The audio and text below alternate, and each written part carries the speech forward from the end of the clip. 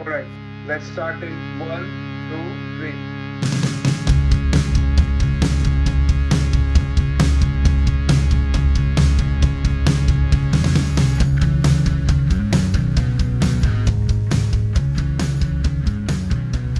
Arnav? Yes. Hello. Welcome to the Saffron podcast, Professor Basu. I'd like to quickly give an introduction just to go around to tell you a bit about who we are. My name is Arnav Sathe. I'm the founder of Prometheus Capital and head of quantitative operations over at Prometheus Capital.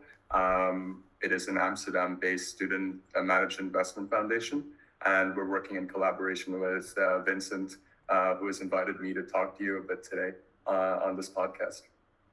Yeah, so my name is Vincent. I started Amsterdam Investment Club with the goal to focus on education and to also cover topics that not many people know about and that students are always curious about in general. So, quant related stuff, trading related stuff. We work with many trading firms.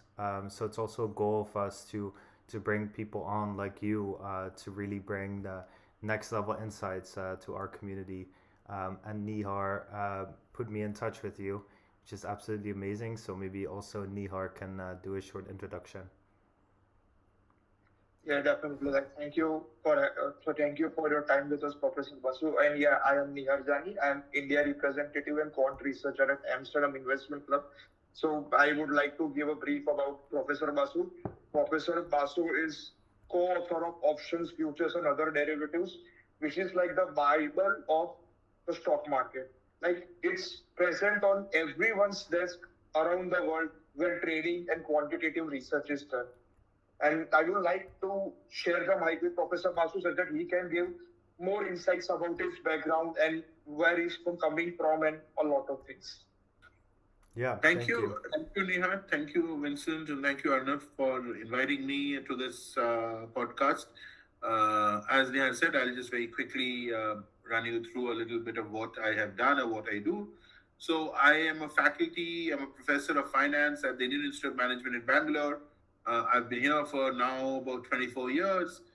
In between, I was away for about a year and a half when I was also running the School of Management at Ahmedabad University, called AMSOM, as the dean. But I've since returned back to IIMB. Now that's, I think, about over 2.5 years back. And I've been here for, as I said, for 24 years. But in terms of background, I am a statistician by training. In fact, my PhD is also in statistics, which I did from the London School of Economics way back, and I graduated in 1999. And then, I mean, it was basically during my PhD where I looked at applications of statistics and quantitative methods, probability, and all of that in the context of financial markets and financial products. In short, we looked at derivatives in some sense in those days, early days of derivative markets and all of that. That's how I moved into talking about finance and applications of finance in this whole space, in the quant space. So in some sense, as I said, we were talking about quants and quant applications well before the world thought it intelligent and thought it relevant enough to kind of popularize the idea of quant and the quant market, the quant trade, and all of it. Over the years, obviously, I've not just quant, I've looked at in the larger context of markets, financial markets, both in India and globally, and things like that. So most of my work, so if you look at it, my teaching and my research is kind of oriented towards financial markets, risk management, quantitative methods in finance, derivatives, fixed income securities, and the likes of it. I also do a fair amount of consulting work, which is again in the market space and looking at some of these things, but probably slightly more varied because there's also a demand and a requirement to kind of look at a larger market base in that sense. So that's what I've been doing now, as I said, for the last about 24 years or so here at IIMB. And very briefly, I have worked also in the industry for a very brief while. So before joining IIM Bangalore in 2002, for over a year between 2001 and part of 2002, I used to work for ICICI Limited, what is now ICICI Bank. Those days you had two companies. The bank was separate the development finance company was the parent company, and I used to work for the parent company in their treasury, particularly the derivatives research group and that. Subsequently, the company reverse merged, and today what you know is it's essentially the bank that exists. But because the DFI has been kind of subsumed by the bank or in the bank. So I do have some experience or a brief experience of having worked in the markets as well. So that's kind of where I come from. And as I said, I've been teaching now for 24 years, a long time, still a lot of these changes in demand, requirements, and all of that. And therefore, I'm very happy to kind of, engage with you all on this podcast to share some of my ideas, some of my opinion, and what my experiences have been over these 25 odd years, close to 25 odd years. That's also why we found your profile so interesting, because it's in general you see that people are either from the industry or from the academic world, and it's very rare that you find people who have worked in the field and are also teaching at the level that you are. So that's why we're so happy to have you here today. I think Arnav will also start now with the first question that we wanted to cover. Sure. Yes, absolutely. And I'd just like to preface the first question with just backing Vincent's point with, you having the teaching experience for so long and allowing students like us to be able to bridge the gap between the intuition that we get from textbooks and actually applying it and executing it into the real world through applications. So that also goes into the first question, which is for someone starting their quantitative finance journey in 2026, what are the three most fundamental mathematical concepts they absolutely must master before touching anything more advanced? So, even before that, I think one of the things that people need to appreciate and look at it is whether they know maths or not is another concept, but context and a concept. But I think one of the biggest challenges that we've seen over the years is the people who end up doing finance, and at least in India, this has been a challenge. This has been a challenge everywhere. There has been a very clear divide that, finance traditionally meant being an accountant, doing commerce and accounting and all of that.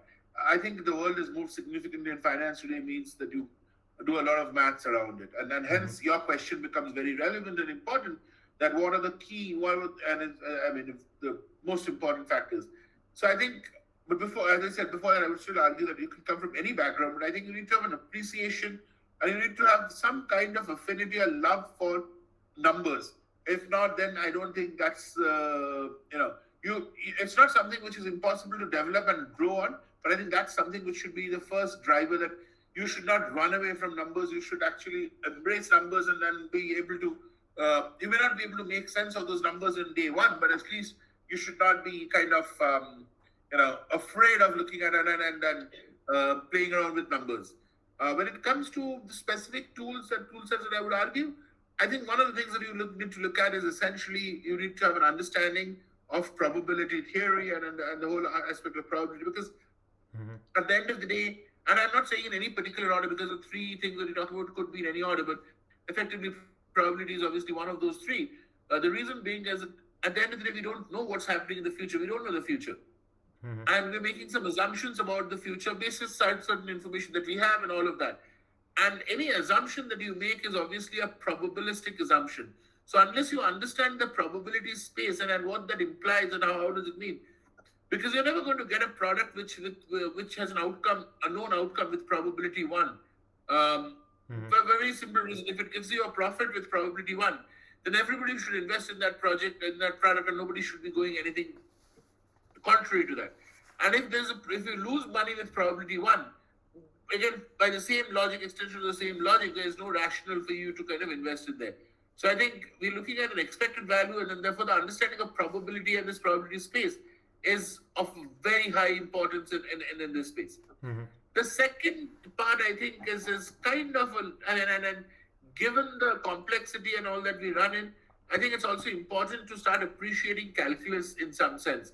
At least understand what the calculus is. And today you may have a lot of softwares, and I'm talking about legitimate software. I'm not even talking about a chat GPT kind of a model, but you may have legitimate things which will do a lot of differentiation and the calculus the calculations related to the calculus of it in that process. But I think it's important to understand what's going on, because otherwise you'll be running it as if you're running a black box. And I'm not sure whether running a black box is a good idea, because neither do you know why things are going right, nor do you know why things are not going right. It's just a black box that's kind of giving an outcome. So I think that's also an important tool that you need to understand. And I think the third thing that you need to understand very clearly, I mean, having a very clear understanding and appreciation of, is the whole idea of randomness, or what we would talk about the stochastic processes, which some sense is a build up on probability and all of that, but essentially the whole idea of randomness and stochastic processes. Because while there is a standard time series, and a lot of us, actually it's interesting, a lot of people do understand time series, at least even if they don't understand time series from a mathematical perspective or a statistical perspective, they understand time series a lot more from an intuitive and a broad conceptual perspective, that there's a history which kind of repeats itself with certain regularity and all of that. Whereas in the markets that we know, and as we all are aware of, time series does not really hold most of the times. It's more like today defines tomorrow. So what technically we refer to as the Markov process and all of that. But I think broadly I would argue from a stochastic process perspective that the fact that regularity is something which is not going to happen. I really do not live in a world which is moving in a defined pattern and a sinusoidal curve, which where everything I know. While we will move in a sinusoidal curve that from good to bad and back to good and all of that, but the periodicity, the intensity, and all of this would be very, very different in the different scenarios. And unfortunately, the past is not always going to give me a very good. I mean, yes, it will be a guide, but it will not be a perfect solution or a panacea to all the issues that will kind of come up in the future. So I think that's the other thing I think students should kind of be aware of, be ready to understand. You don't need to become an expert in stochastic processes and all that, but essentially at least you need to understand what is going on and therefore be able to appreciate the requirements and that will kind of push you enough to do what is needed to be done. One doesn't expect you to become a mathematician of a highest order to be able to do that, because then you would go and do other things. But at least the appreciation and understanding is what I would expect anybody who wants to come in today into this space to have. Yeah, because I also want to add to that. I think that also is a bridge to the next question. You're saying that it's very important to know what is happening in the markets and to actually know what is happening. Because what you see now with a lot of AI and machine learning is that it's becoming more like a black box, and we're trying to make predictions or trying to trade these markets, but we don't actually know where these final numbers are pointing to. And then there's an algorithm that spits out a random number, and then there's a trade made based on that information, for example. So how do you see that now with these new models with AI being used in the markets? How do you see that? Yeah, so I think I'll go back to the most basic example that one can think of, and I think AI is like what fire was to people a few thousand years back. It is a huge catalyst. It's a huge improvement in life. It is going to help you, but unless you tame it, unless you control it, it is going to kill you, and it's going to kill you. I mean, fire killed you in a certain manner. AI will also kill you in a manner. I mean, if you don't know what, effectively you don't know what it leads to, and therefore it will kill you in that same fashion. So, I think unless you understand what are you using it for, what is AI, because at the end of the day, what is AI? I mean, you're talking about an artificial intelligence. In some sense, what it is doing is, it is basically training and looking at alternates based on the training data that you have. So you have input certain amounts and certain things, and it is now extrapolating on that. It's not that you cannot extrapolate, but what it is doing, and that is where computing power and all that comes in, that the number of choices that you can have and in real time has exploded exponentially because of a computing power and all that. And what AI is doing is effectively putting out all of that together, and some of them are automatic dead ends, so they're kind of taking that out. And they're throwing you all kinds of outcomes that you kind of have. However, the problem is that unless I'm able to define the problem correctly, unless I'm able to channelize the thing into a correct direction, then the chance of a divergent outcome is very high.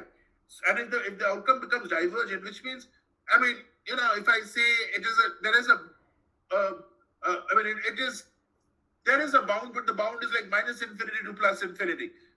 I mean, it's a tautology, it's true, but does it really help me? If I say the price should be bounded on a certain level, and then somebody comes and tells me it's between minus infinity to plus infinity, or not even minus infinity plus infinity, let's say minus 10 and plus 10, or some very large bound. Yeah. Is it a wrong statement? The answer is no, and AI might give you something like that. But is that really what will help me? So how do I now train that to kind of choose the correct ones, and then, because at the end of the day, it's a trial and error story, and then it's looking at that. So how do I choose, and then resources, the amount of resources available might have improved over the years given computing power, but at the end of the day, still resources are limited in some space, and therefore how do I best utilize my resources to channelize all these tools that we have at our disposal to give a convergent answer is where I see this whole process move and move forward in the absence of that, it will work, but chances are it will kind of unleash a Frankenstein which we will not be able to control, because if you look at certain things, and if you look at a decision that has been done, financial markets have another major problem, and this kind of moves a little away from what you're talking about, but has an impact on that. It's kind of essentially looking at. It stems from the fact of how do you protect financial consumers? So this whole idea of consumer protection as extended to financial markets. And the story and my analogy is this. So let's say I go and buy this phone or a laptop or anything, and let's say it does not perform the way it's supposed to perform, and one figures out that there is a deficiency, there is a problem. Essentially, I treat it as a deficiency in service, and there is a window, a warranty period, and all of that, and I find out all of that. I take it back to the shop. So people, let's say, agrees to the fact that there is a deficiency in service. There is an automatic and immediate redressal of this that will happen, because I'll give back the phone, I'll take a new model, or he or she will take it, send it back to the factory, get it repaired. So there is a redressal, and therefore there's a consumer protection model that is in place, which happens in real time.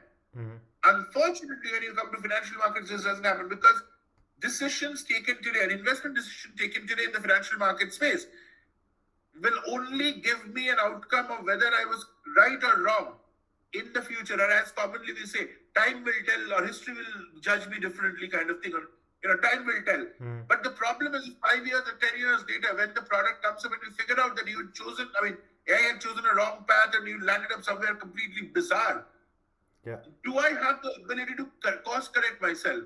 And the answer is no, because even if the money is given back to you, even if the losses are covered, please realize that the underlying conditions have all changed. So the value of that asset, in terms of money and all of it, how realistic is it even if I give it to you? So therefore, in that sense, the understanding and channelizing AI appropriately is very, very important. Otherwise, we'll get some outcome, even if you agree 10 years later that it was wrong. Is there something we can do about it? And is there a way we can go back in time? Is there a way where we can kind of make the clock turn back? The answer is unfortunately no, and therefore, in that scenario, we'll have to live with that problem. So we will continue to live in a very suboptimal outcome. The best case scenario, it's a limited problem and we lock it in.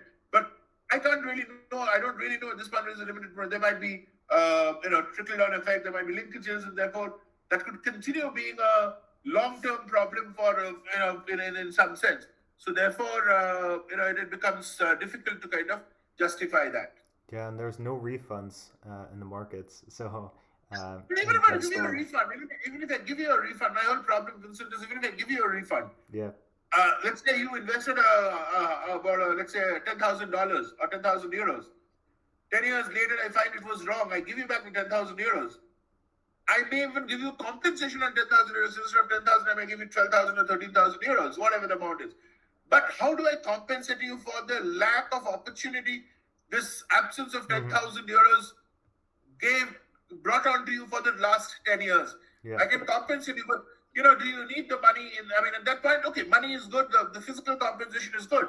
But what about the opportunity loss and what else you could have done? I can't really. There is a limitation to the amount of compensation I can kind of offer you. And there's certain things I can't compensate you about. I can be empathetic about it and all of it. But there is beyond the point I can't really compensate you, and that becomes a challenge effectively. Yeah, and then you should use models as a sort of guideline to guide you, but not as a given. So thank you for the answer, sir. My question is like related to Black-Scholes model. Black-Scholes model was like introduced in early 1973, and it has also won Nobel Prize for it. So based on your teaching experience, what's the biggest misconceptions that students have about option pricing when they first encounter the Black-Scholes model? I think the biggest misconception is that they believe that first of all, they are daunted to a large extent. A lot of them are daunted by the sheer by the maths of it, because the derivation of the Black-Scholes is quite involved. I won't say complicated, but it is definitely involved. It is not trivial and it's not obvious. So I think a lot of people get daunted by that fact, and therefore they don't want to look beyond that. The reason why you need to look beyond that is because the Black-Scholes model will work fine. You can work with just a model and without bothering about. So if you understand a little bit of normal distribution and the probability, to read a normal distribution table, you can essentially run the model. You can work in that whole space without having to worry about, anything else. I just need those 5 terms. I need to know how to calculate n. I mean, D1 is a simple mathematical, D1, D2 is a simple mathematical outcome. As long as they know how to look for where to look for and interpret n story, n of D1 story, the rest is pure mechanics and of it. There's no problem with that. But the real challenge that happens is that some of the assumptions in Black-Scholes is obviously highly controversial and highly restrictive. I won't even use the word controversial, but highly restrictive. For example, why should volatility be a constant? Second problem, when you come to volatility, it talks about volatility. If you read the original Black-Scholes paper and everybody who replicates it says there is volatility. There is one point of constancy of volatility. But what is also equally important is it does not define what is the range over which the volatility is computed. Yeah. We assume that the volatility is for the same period over which we are valuing the option. However, why does it have to be? It does not state anywhere in the paper, anywhere in the whole story, what should be the period over which the volatility should be accounted for. Obviously, changing volatility is not accounted for, which is again is another challenge. Similarly, the interest rates. It assumes that interest rates are constant. Maybe in the 1960s and early 70s, that the argument of constant interest rate held.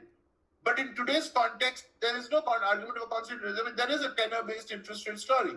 So how does a tenor-based interest rate story apply out here, and what happens? What happens when you move? Because of the timeline, if it moves from one tenor to the other, what happens to the sensitivity? So I think some of this, the problem is not so much about implementing that model in a pure black box kind of a framework.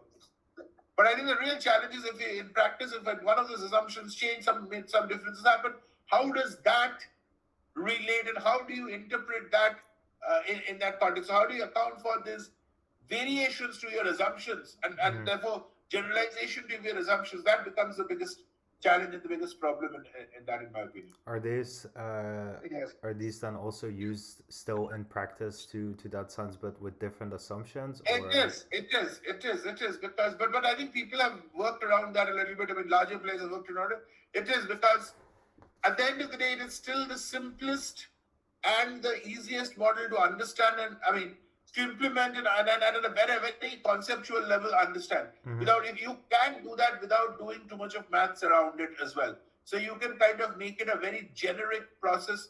You can program it and it can have a very simple interface which will do that. Anything else will need a slightly higher level interface, and obviously depending on the complexity. The second thing also is that given the set of assumptions, I can have a common platform across models, across different scenarios.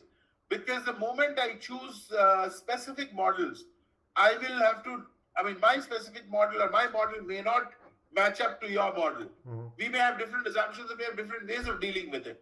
And the moment we do that, then any discussion, any pricing, any point where we need to have a convergence of opinion would also mean that all this information would need to be disclosed up in the public domain for the convergence to come about.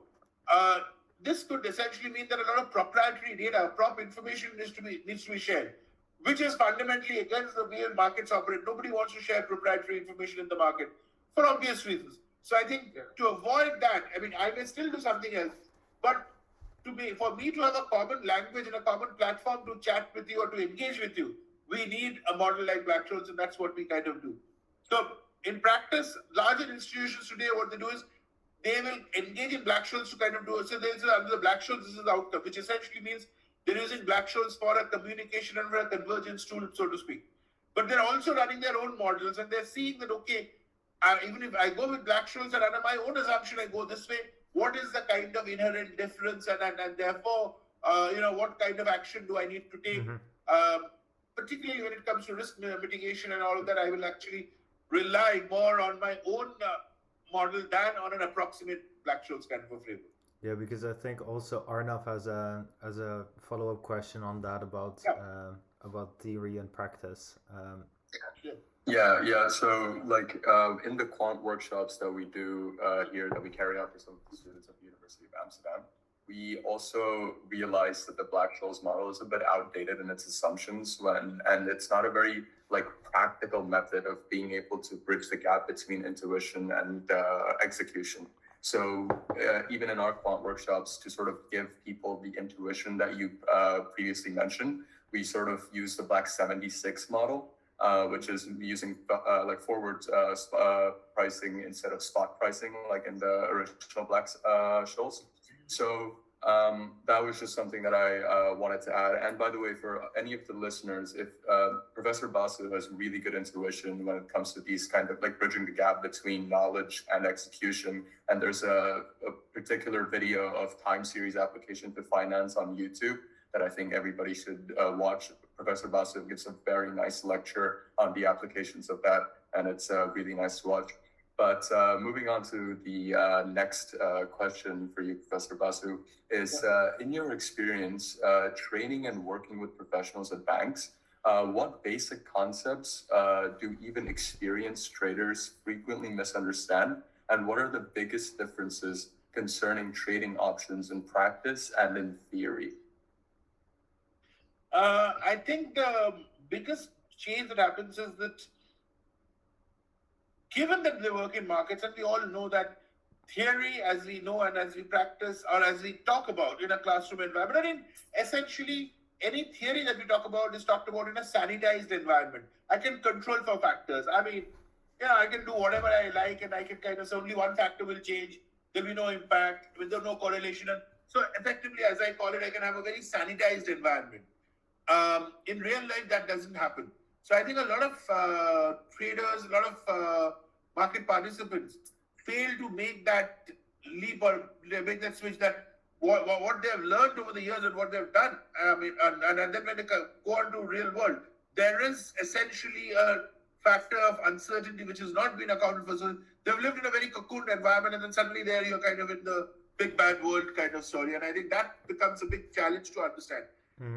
Also, the other thing is that I think unless you're in a specialized quant roles, I mean, high-end quant roles, the background with which people come into trading is very, very different. Yes, they have some flair for numbers. They have some understanding of this thing. They're obviously interested in finance, which is why they are there. But one has to also understand this is also a very specific and specified knowledge and interface and inputs that you need. So it's like, can now an accountant. So, I mean, I don't know about y'all, but I mean, let me put it this way. I'm not an accountant. I have never studied accounting. I don't know accounting. Over the years, one has learned to look at the balance sheet and, make some sense of what the balance sheet numbers are, and at least at a broad level what we are talking about. Because for me, that's all that's important. I don't need to get into the nitty-gritty and details of creating a balance sheet and reading line by line. I'm looking at the big picture story that the balance sheet gives me. However, if tomorrow somebody would ask me to kind of go and do the pure,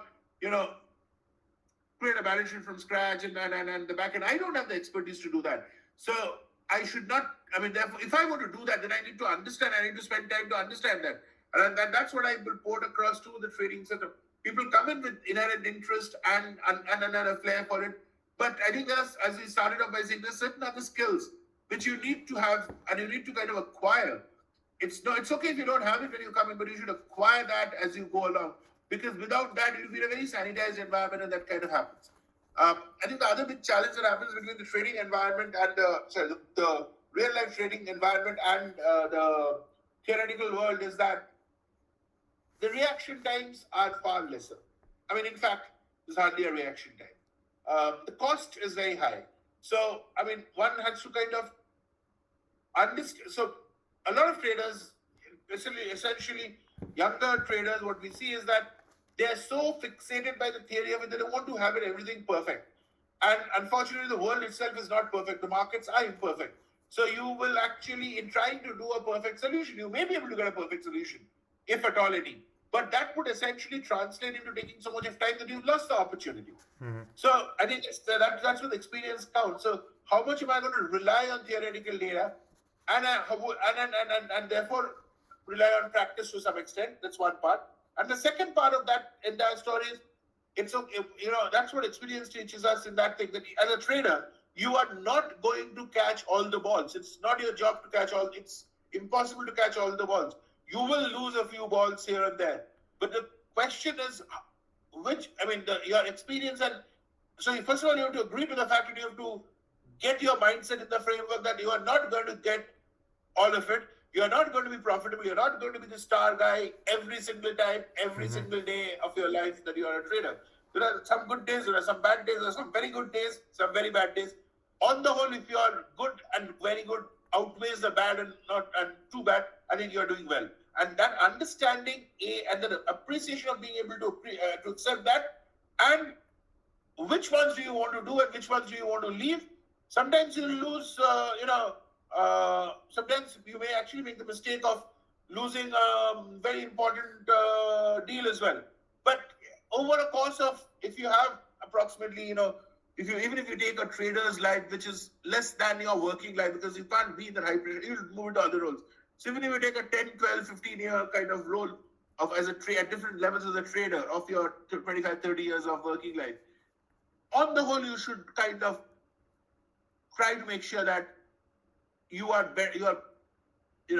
average is on the positive side and not on the negative side. I think that kind of takes care of the problem.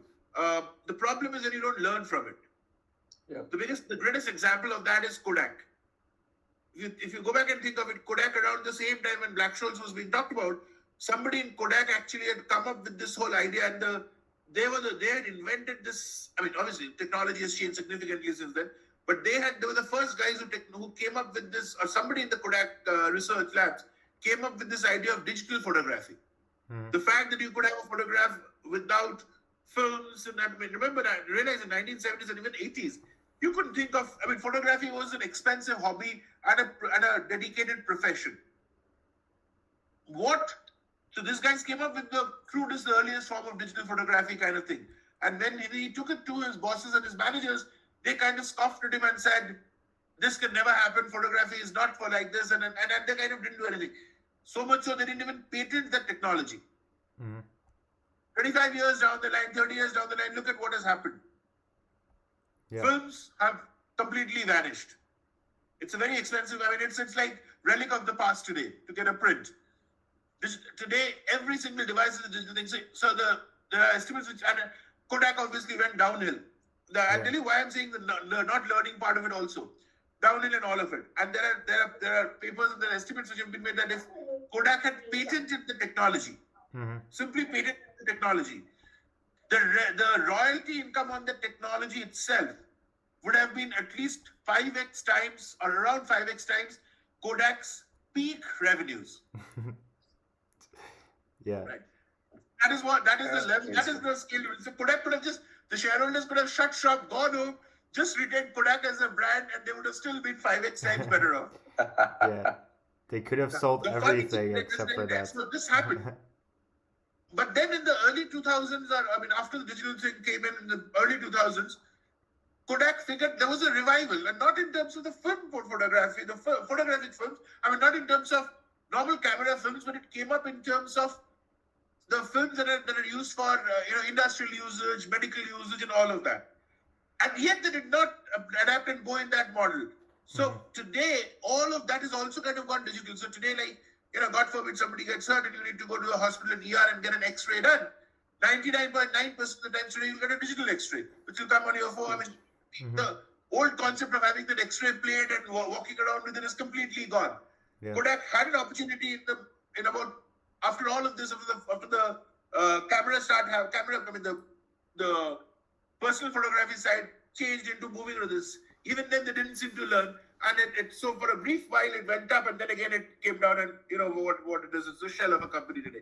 This has happened many times. So I think it's also important from a trader's perspective that you will lose some, but you need to learn and ensure that you don't repeat that mistake going forward. I think it's also why now you see that a lot of these big tech companies like Apple are trying out cars or trying out AI models or trying out new verticals, just because if they miss the boat, then they have a very big issue. But if they manage to cap the risk, invest a little bit, and then it ends up not being successful, then that's a smaller problem than if they were to miss out on a completely new trend. Yeah, absolutely. Just think about Goldman Sachs.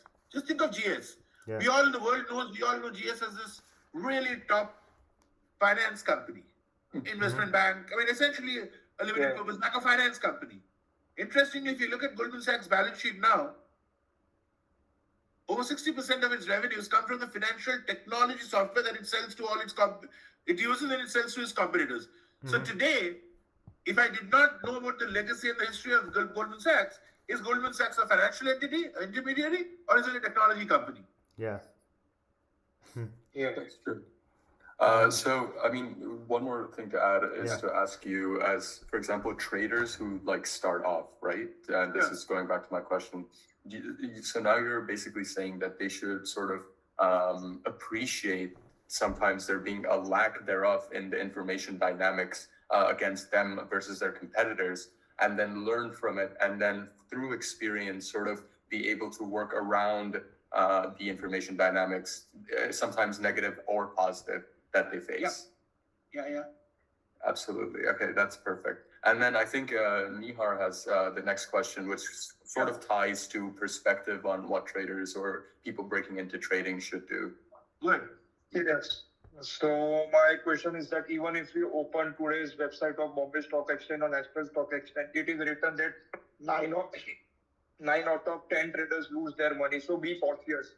It is written everywhere.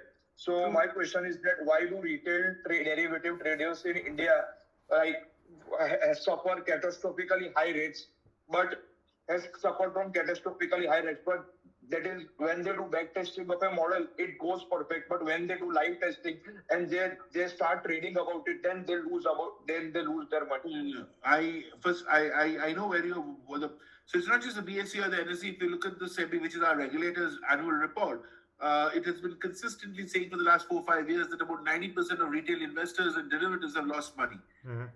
It's also a conundrum that has interestingly happened that if you also look at this last 5-6 years, the number of retail investors in the derivatives market has also grown exponentially.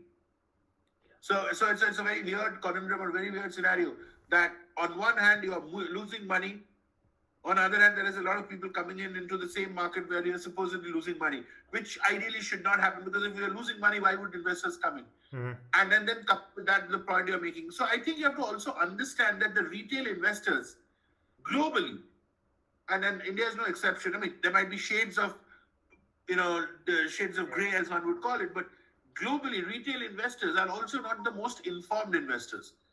There is the whole idea of a herd mentality that kind of happens. So a lot of investors jump in because I hear my friends and family and whatever, or in what has now become a very a problematic scenario. At least in India, it's become a very big problem, and SEBI is starting to really act on it. Clamp down on it. This whole story of influencers. So this social media, financial influencers on social media, and they have to come up with this term called finfluencers. I don't know if anyone has tracked. Very recently, there was one major influencer by the name of he also happens to be a Sate. It's not Arnav. Who's fined 650 crores and business shutdown and all that kind of stuff. So. I think it's a good start here, or something, but something like that. Something like that. And I'm not saying that all scientists are the same, please. But, No, I hope not. yeah, but the question is that, you see, what we don't realize is, first of all, I don't think average retail investors have the understanding and the clarity of what to do. They are kind of based on what others are doing and are kind of half-baked knowledge or based on inputs that others have given. So that's a sheer recipe for disaster. The other problem that happens is a lot of our investments happen and people jump in, listening to or hearing their friends and family or whosoever saying, hey, you know what, I did this, I got such a good return, this is so profitable, come in. Now, I'm not saying the person who's giving that advice is giving a wrong advice. Because the person is saying, I invested, I made money, and maybe it is a fact that the person has made money. I'm taking the more honest and the correct version of it. Mm-hmm. However, what is the problem is, if I have made money today, which means I invested yesterday or 2 years or 3 years back, and I made money under the market condition 3 years back to where it has moved today, and I've made money. Mm-hmm. When I tell you I've made money, which is factually correct, and you follow my advice, you enter the market today. Mm-hmm. The market condition of today and the market condition of 3 years back is not the same. And therefore, your ability to make money is also highly circumspect, at least at the same rate that I did. And hence, and coupled with that, if you don't really understand and if you don't really know what the nuances are, it is kind of a sheer shot recipe for disaster, so to speak. Mm-hmm. And that's what kind of is happening in that process. The other problem that's also happening is that I think, and this is the whole challenge of derivatives, your exposure requirements are actually fairly small. Mm-hmm. Because if I were to take a similar exposure in the underlying, realize I would have to play in the spot market, which would be so my average derivative, product cost, I mean, whether it's an option or the implied cost that you would get if you were talking about a forward, amount of money you need and all that to keep aside, on an average about 2 to 5% of the spot. Mm-hmm. Your option premium is anywhere between 2 to 5% of the spot. It can't be more than that, otherwise it will not work, right? In general, talking about you can give me a specific scenario where it will be higher, but I'm saying on an average, if you take reasonable prices and all that, it's about 2 to 5%. So effectively, I suddenly, with the same amount of money, I can now go and take a much larger position and build a much larger leverage in the market. Mm-hmm. Plus, I don't really have the underlying asset, so I don't have a physical asset that I'm kind of working on. So now, if the thing is good, if going is good, it's fantastic. But the day it crashes, it comes down like a house of cards and many times over. And that's the biggest problem that we are seeing. Is that also, how do you deal then, for example, you have a very famous mathematician, Nassim Taleb, who wrote Fooled by Randomness, and also other books on black swan events and all of that. What you usually see in markets, if you have 100% of the traders and 90% are losing money, you have 10% that is making money, then if you're looking at the statistics, then how many people would actually be making money because of skill or be making money because of randomness if you were to enter the market? It's difficult to guess. It's difficult to guess. Yeah. But 90-10 is regulatory numbers, and therefore there is enough reason to believe that the 90-10 seems to be a correct number. I mean, it may be a little off, but it can't be 90-10 will not be 40-60 or 50-50 kind of thing. Yeah. I mean, it could go a little bit 85-50. But what I mean is, how many of the 10%? Yeah. No, come back to your observation. So essentially, one should be then looking at the 10% which is making money. Yeah. And how many of this 10% is your question can then be relooked at by saying, how many of this 10% is actually making money based on skills and, being a knowledgeable trader, and how much of them are making money being the uninformed but playing out luck? Yeah. We don't really have an answer. We really don't have an answer. But the only thing I can say is if you look at the people who are making money based on their knowledge and skills are the people who are making money consistently year on year. Mm-hmm. If you've made money by playing your luck, so to speak, by playing poker in some sense, you can make it once, you can make it twice, but you can't really keep on making it. So you will see that there's a churn out there. Mm-hmm. My guess is, I'll just simply take a guess that out of this 10% who are making money on an average, there's a large number of institutional players, and there are obviously retail investors also who are in there. Mm-hmm. Because when the retail investors are losing money, you realize that on the other side, you have institutional investors also. The retail investors are not trading or not playing only with retail investors. The counterparties may be institutional investors and banks and entities like that. So when the 10% are making money, I think a fairly large number of them, which may not be a very large number, but because in any case it's 10%, but a reasonably large number. I mean, I guess, and if you would ask me for a number, I would put it more like 70-75% of that 10% are making money based on some level of skill and understanding, depending on different levels of skill and understanding. They may not have direct skill and understanding of the derivatives market, but some of them understand the markets a little bit, understand the product. So there is some more knowledge that they have.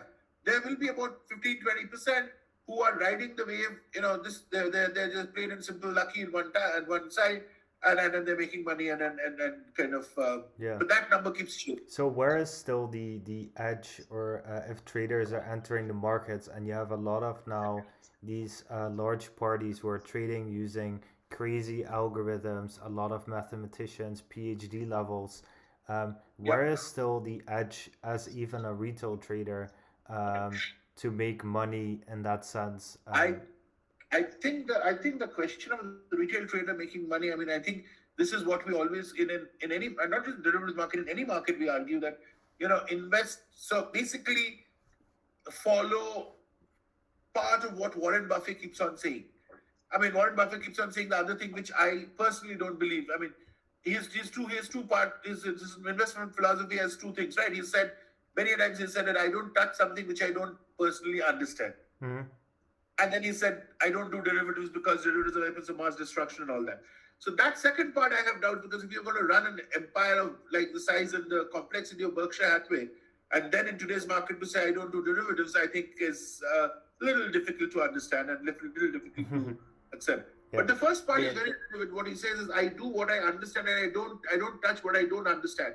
What he's saying is, but people believe that he'll not touch something. I don't think that's the point. He says that at any point in time, I think the way to read that line for anybody listening and anybody following would be, I don't want to touch something that I don't understand.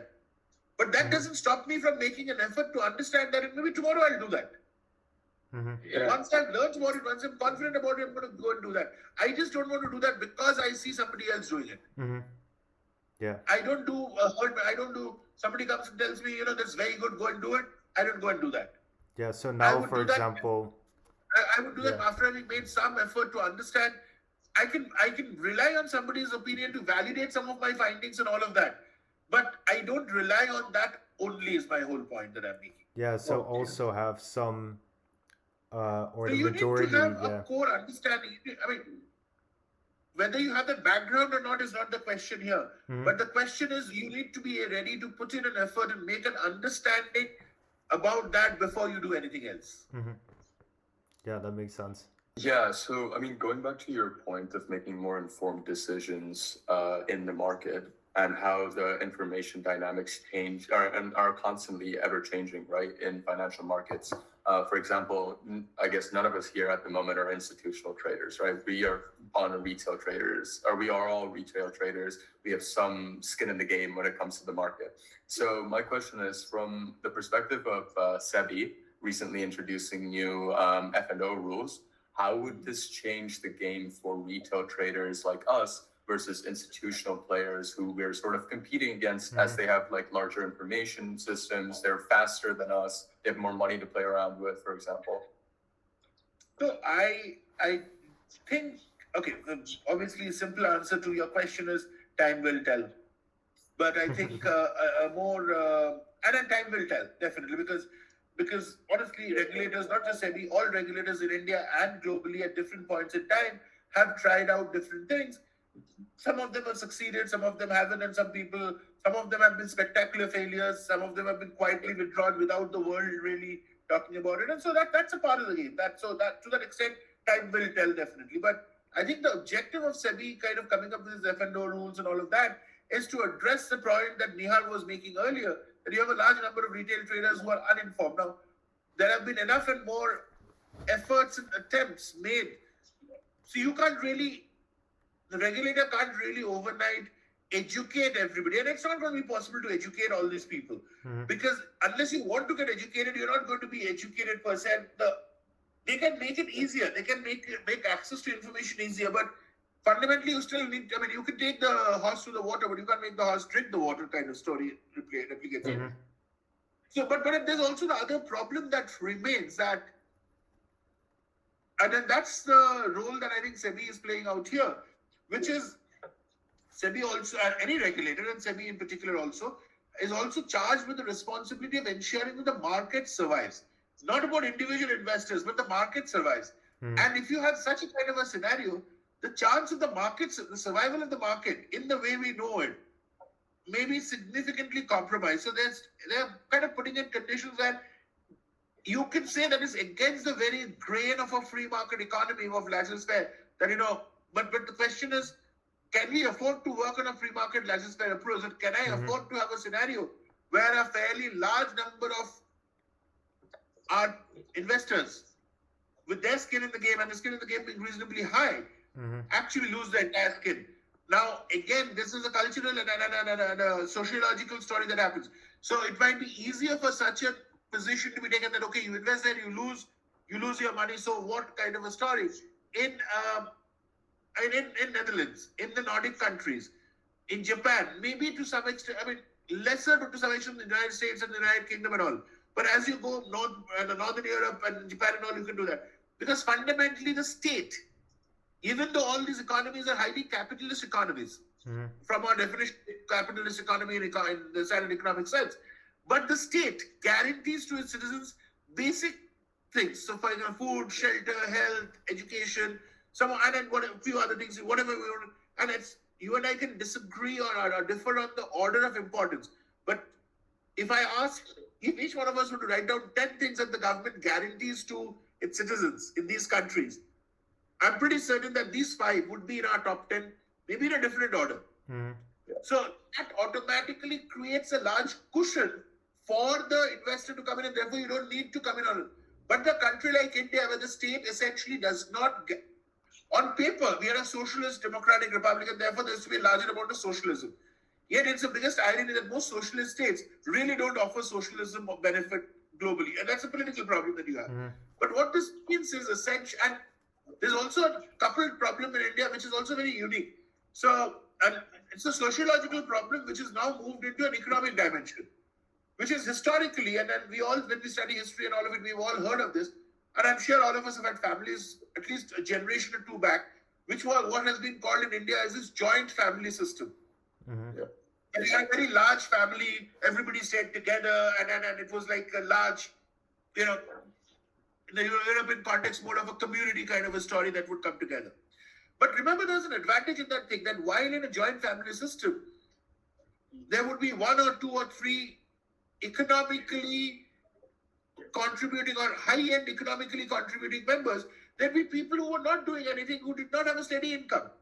Yet, when it came to an emergency, the family would pull together, whether it was a wedding, whether it was a medical emergency. There was nothing like your and mine. The family wealth would then be pulled out to kind of take care of somebody equally, whether you contributed directly or not. Now, with the nuclear family system happening, which is kind of the way the society has moved in the last 50 years, it is more individual. Me for myself, or me and my family.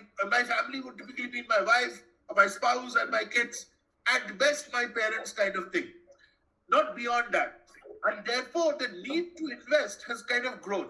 And the problem here, the need to invest has grown, but opportunities of investment have grown, but I do not know the dynamics of how the opportunities of investment has grown. If I go and do that, I could, and if I get it wrong, I could lose significantly, and that would create a much larger social unrest and social problem. Which is why the regulator has come in with these norms, trying to say, okay, look, I can't really stop you from investing, but let me put in some brakes and let's kind of temper down the market to some extent, so that you're not going to make supernormal profits, but at least you're also going to make, supernormal losses. So let me kind of limit the band somewhere in that story. And it's important to kind of relate and understand some of these sociological dynamics into the way investment dynamics works, because at the end of the day, investments is a social activity. Yeah, so would you then say that, because I never looked at it in that perspective, in the Netherlands, for example, you had these instruments which were called turbos, and you would get part of it leveraged, and you would have a 5 to 20x leverage or more, and then they cut off the leverage on those instruments because they said it's unsafe for consumers and retail consumers to be trading with that much leverage. Would you then say that it's always better from a regulator's perspective to then completely take those instruments out of the market, or would you say that it's better to inform people on how No, to use them? I don't think taking the instruments out of the market is a good idea, because if you kind of do that, then you are stifling innovation, you're stifling growth, and effectively the market will die out. So what we could see is an economic collapse the way, let's say, the erstwhile Soviet Union had. So for about 70 years, they stifled everything from 1917, from the Bolshevik Revolution till 1989, 1991, till Boris Yeltsin. And Boris Yeltsin made a mess of it till about late 90s, after the Russian domestic default. I think for about a good 70, 80 years, they stifled everything, and that really doesn't work. So I think the answer to all of that is we need to have some these innovative products. We need to allow people to go there and do that. But can I control that? So can I? I mean, it's very difficult. And this, by the way, it's a very difficult tightrope to walk. Politically, this is exactly what Mikhail Gorbachev tried in 1991-92 and the coup, that he wanted to kind of dismantle the old communist socialist Soviet Union and gradually move it to the more capitalist world. But in between, you had a character called Boris Yeltsin who wanted to do all kinds. So that's the challenge. But I think the regulators try to do this tightrope walk. That, look, I'm going to allow you, I'm going to let innovation to come, let the innovation get absorbed, and then it becomes mainstream.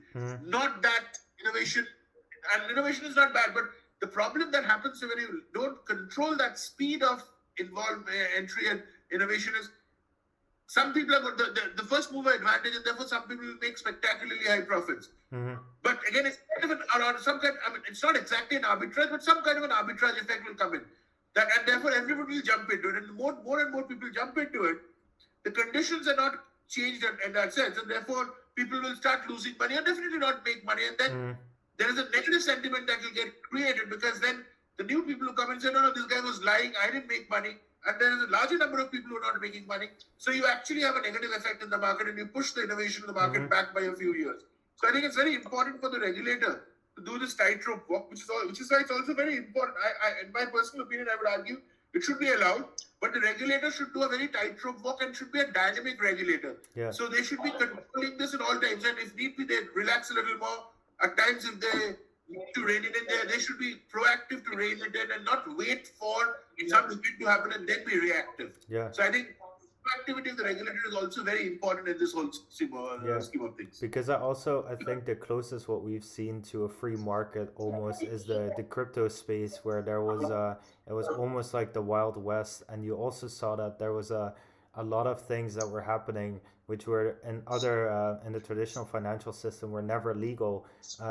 And then you see also that a lot of people lost their money, and a few people made a lot of money. So that's true. Absolutely true.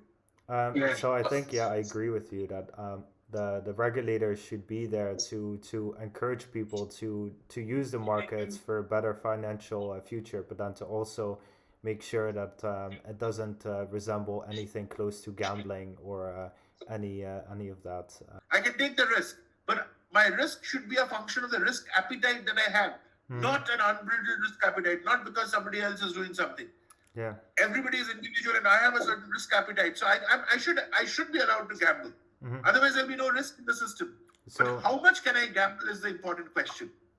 So then on like a very short time frame with like if you're looking at day trading and very short time frames, like how closely does it even, is there still like an edge there to consistently make money if you're, or there is no, I mean, I seriously believe in this process. There is no way you can consistently make money, because essentially then you are trying to. So there's this famous saying by Abraham Lincoln. He said it in a larger context of the society and all. And his statement goes something like, "You can fool some of the people some of the times, but not all the people all the time."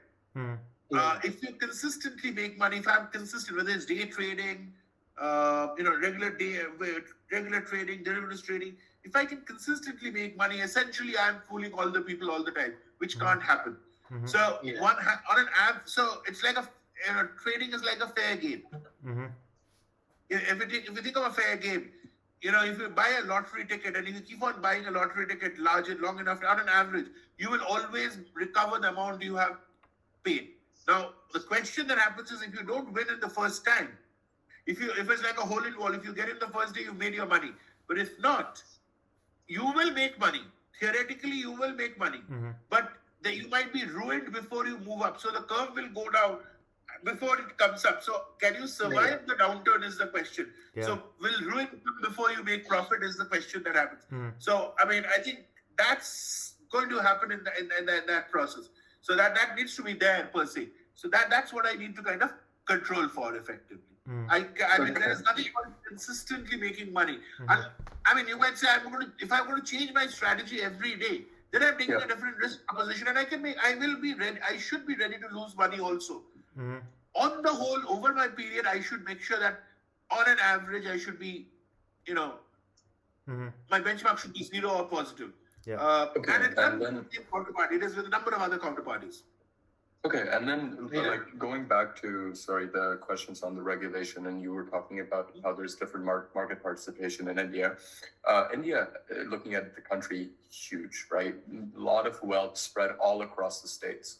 Now, say for example, with SEBI's new regulations, with your law of large numbers assumption, where how much can you survive the downturn? Do you think that would deter like a lot of small retail participants in the market? For example, the family model that you were talking about, in case, for example, on the margin, I mean, again, I think the difference honestly will happen on the margin. But I think what this will do is it'll put brakes on the amount of investment that you are going to make in the short term. So I would, if you look at, I mean, if you ask me, will the numbers really go down drastically? I do not think, because again, there are significant, not everybody, but there are parts of India, there are very large number of people who are inherently entrepreneurial in nature, in spirit. Yeah. Mm-hmm. And being an entrepreneur essentially implies that you are a risk taker in spirit. So I do not see a huge downturn in the numbers. The numbers may remain static or, marginal dip, but not really a huge downturn. But what I expect in the short term in this to come and impact is the volume of the value of transactions might get affected in some sense. So, I mean, I might be there, but I still I need to satisfy my, risk spirit, so to speak.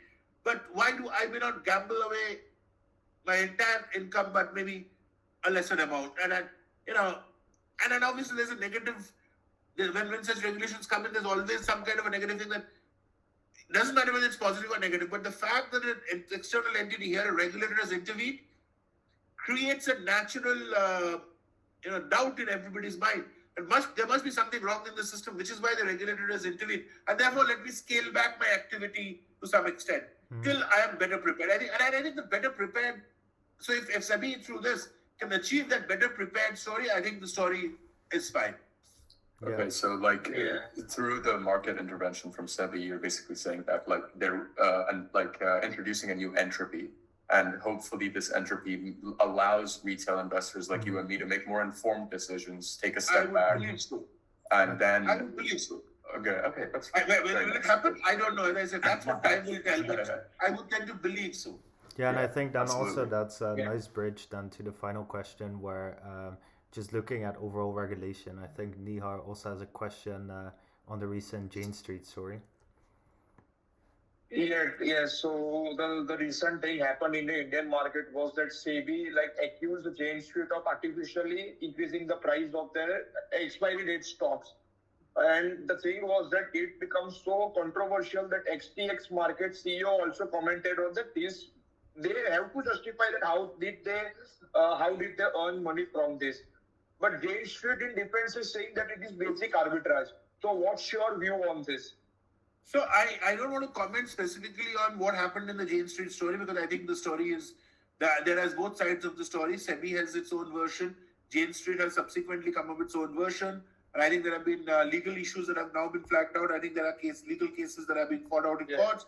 But that's not the reason I don't want to comment on it. But I have really not gone and studied the whole detail thing in great detail to have a view on that.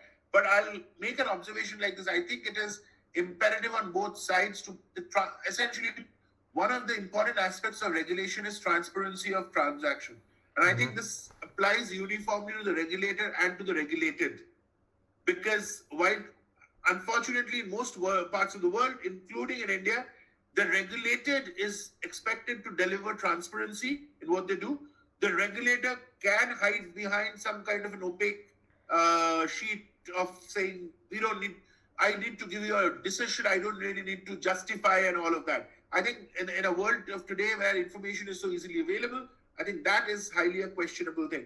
So in that specific case also, it has been questioned that what are the steps, how did SEBI come up with this logic that Jane Street was artificially playing the market to hike the prices and make it. Jane Street is saying, no, it's an arbitrage. So essentially, I think the truth, in my opinion, lies somewhere in the middle, but I think it is also not correct. And I think, but this is where the regulators also have to learn, because typically regulators are always a step or two behind the players. The players are always at an advantage. I mean, and this is also the fact that the players can afford to have better people. I mean, if you look at the human talent, the players typically have better human talent than regulators anywhere in the world. The regulators are always playing a catch-up game. So I think it's important for the regulator to also be at the same part. And, if they want to earn respect as a regulator, I think they also should be ready to take criticism and say they may have done something, they may have got it wrong, say that we've got it wrong and correct themselves, but also open themselves up to, I'm not saying you have to open up yourself up to confidential information for scrutiny, but the process should be open for scrutiny and how it is done and what is happening. And the competence essentially should also be there. The regulated obviously needs to be a lot more transparent, but I think it's a combination of both of it. My final comment on that is I think the onus is more on the regulator than the regulated to be responsible, because what the regulator says carries a much higher weight, and therefore the level of the responsibility or whatever you want to say should be the bar of responsibility is higher for the regulator than for the regulated, and then that's always going to be the case. It's a power distance story, the power play story. The regulator is more powerful, and therefore the regulator needs to ensure that they're using that power intelligently, wisely, transparently, and demonstratively better for the betterment of the market. It might be doing good job for the market, but it's not just, it's like, justice needs not just to be done, but also to be seen to be done. Or, as Portia in Caesar says, Caesar's wife needs to be above suspicion, above board. So the balance is higher for the regulator, is what I'll say. Yeah, definitely. I have one more question, which is that currently we see that Ahmedabad Stock Exchange has been closed in 2018 only, which is 124 years old tradition. Slowly, local stock exchanges are going away from India. So my question is that now all stock exchanges are either related to BSE or NSE. But when it was locally connected, the price to list a company was slightly less as compared to now, because like they have set a certain amount of that if you have this much amount of crores, then you can list your company. So if a local company wants to get listed, then they cannot be done easily as compared to as their local centers have a stock exchange. So how we should view as it is there. So this is a very long-standing position that they have. So for the understanding of everybody, the story is that at the time of independence and over the years, India had something like close to 26 or 27 stock exchanges. Every major city had its own stock exchange. But you also have to realize that these were the days when communication was a challenge. So if you were sitting in any other part of this country, you could not, while BSE was always there, but connecting to BSE was always a challenge. As communication increased, and BSE being the flagship, and then subsequently when NSE came, NSE became the flagship exchange in this country, it was also, the biggest other challenge also is the risk management, the listing guidelines, the procedural guidelines of NSE and to some extent of BSE was far more transparent, far more superior than a lot of these local exchanges. Business in the local exchanges dropped over the years, and that led to highly liquid trades and all of that. Yes, it has come at a cost because some local information is not available at the national level. it's a bigger challenge for local players, small players, to automatically list on the big exchange. But essentially, the transparency, the information content, and all of that has become safer and higher. Second, I think what has also happened is now they have come up with this mini board. So there is a junior board, the story that has happened. So even if you can't list yourself on the main board, the idea is that you list yourself on the junior board, you grow over a period of time, people know you, and then you migrate to the main board. So I think there are steps that have been put in. So in my opinion, I don't think that's a challenge. In fact, there have been enough studies to argue, should we even need two or now we have actually 3 stock exchanges. Functioning stock exchanges. We have the NSE, we have the BSE, and we have the SX, the MCX, SX story. Right. Now, there has been a question asked, even within this 3, do we need 3? Because, many other parts of the world has survived with one exchange. Yeah. US traditionally has a few, but that's again the traditional story. But primarily, people talk about NYSE. There's the Chicago Exchange and all of that. Who talks? Chicago Mercantile Exchange is talked about, but there is a Chicago Stock Exchange also. Who talks about it?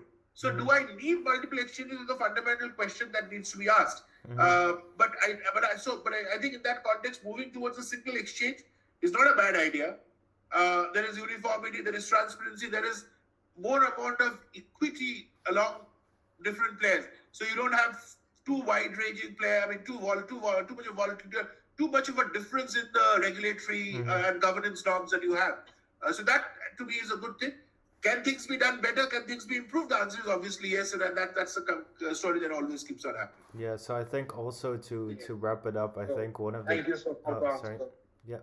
One of the key questions is also then from your perspective, what is most important? What a country needs both for retail as well as institutional players to get better and more developed capital markets.